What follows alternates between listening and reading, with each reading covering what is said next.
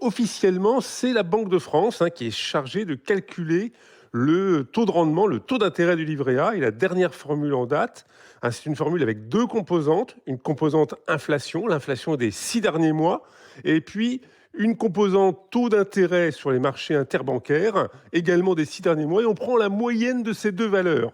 L'inflation augmente, les taux d'intérêt sur les marchés interbancaires restent encore extraordinairement faibles. On est encore au niveau négatif, ça va remonter progressivement. Mhm. Mais quand on fait la moyenne, on arrivait à ce taux de 2% que le ministre de l'économie a annoncé, qui est un doublement par rapport au taux du 1er février dernier, qui était de 1%.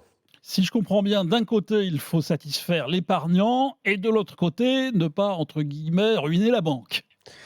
Il y a plusieurs, évidemment, considérations à prendre en compte.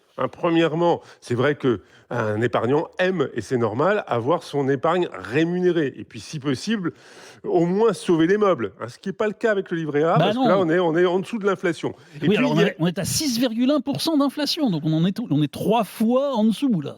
Alors, il faut prendre les chiffres au niveau annuel. Le rendement de 2%, c'est sur un an, c'est pas en instantané. L'inflation, là, c'est la valeur que vous avez donnée, c'est la valeur du mois de juillet. Alors, sur un an, l'inflation devrait être à peu près de 5 à 6%, et le taux du livret A sera à moins de 2, parce qu'il faut prendre en compte le fait qu'avant, c'était 1%. Donc, c'est vrai, vous avez raison, le rendement réel du livret A est fortement négatif. Et comme vous l'avez dit, il faut tenir compte à la fois des coûts du livret A. Le doublement du livret A, c'est un coût pour les banques, pour la Caisse des dépôts et consignations.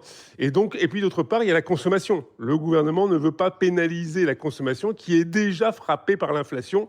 Plus on met un taux du livret A élevé, moins évidemment les Français sont incités à consommer.